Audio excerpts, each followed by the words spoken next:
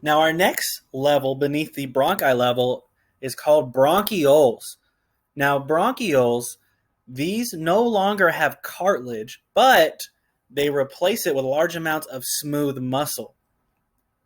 What they're doing is they are regulating airflow into the lungs themselves. And so before this class, you've probably heard of the terms bronchoconstriction and bronchodilation, where bronchoconstriction is going to be the smooth muscle of the bronchioles contracting and the opening getting smaller, meaning less air is able to get into the lungs, whereas bronchodilation means the smooth muscle of the bronchioles will relax and the openings will get bigger, so more air is able to proceed into the lungs.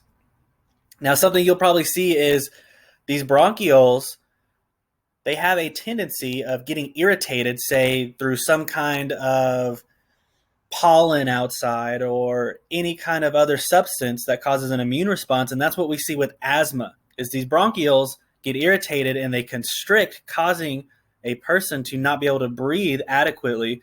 And so we give them medications, say like albuterol, which is a beta-2 agonist, is essentially going to cause these bronchioles to relax and allow more air to proceed into the lungs. So these are these structures that are very important, bronchioles. Now, alveoli are also very important, where this is where gas exchange is actually occurring. So these are microscopic structures, and they get so small they're only a few cells thick, and gas is able to diffuse through the cells. Now again, primary bronchi, we see them splitting into secondary bronchi. We can even see the secondary bronchi beginning to branch even more themselves. Now, I really love this picture because it breaks it down really simply to see the difference between all of these.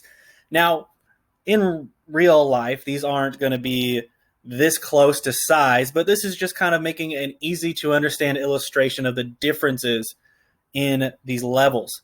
So we have primary bronchus coming in through the hilum, becoming secondary, which become even a tertiary, and then eventually they keep branching and branching it smaller and smaller till we get down to this level where there's no more cartilage, but instead there's smooth muscle, and that's the bronchioles. Now we also have the alveoli, and in this picture we have the alveolar sacs, which are all just basically bundles of these alveoli. And so getting even smaller here, each one of these is an alveolus, which is singular. Alveoli is going to be plural. But you can see here's our capillary network that's surrounding it. These get very, very small. And so this is where the gas exchange is occurring. We're having oxygen come into our bloodstream, diffusing across into the blood. And then the CO2 is going to diffuse out, and we will exhale that back into the atmosphere. Now we have a couple more structures we got to knock out of the park here. We got pulmonary artery. So pulmonary artery, again, arteries, you got to think of their definition. An artery is carrying blood away from the heart. Now, pulmonary artery might look a little weird on a bunch of these pictures, and that's because it's going to be colored blue. Now, a lot of times people think of veins being blue, and for the most part that holds true, but the pulmonary artery will be a blue artery, and because that coloration is telling you the oxygenation levels of the blood. So in veins, for the most part, is that they all are carrying oxygen-poor blood, and so that's why they're colored blue. Now, the pulmonary artery, when we get into blood flow later, we're going to find out it also has oxygen-poor blood, but it's an artery because it's taking blood away from the heart, because it's pumping blood to the lungs themselves to pick up the oxygen. So a lot of times they'll be colored blue, so don't get that confused.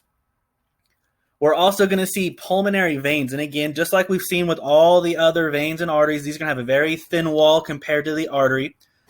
Now, pulmonary veins are going to be colored red, and these are going to be bringing blood back to the heart, which is the definition of a vein, and they're going to be carrying blood from the lung that has picked up oxygen, hence why it's going to be red, and it's going to carry it back to the heart.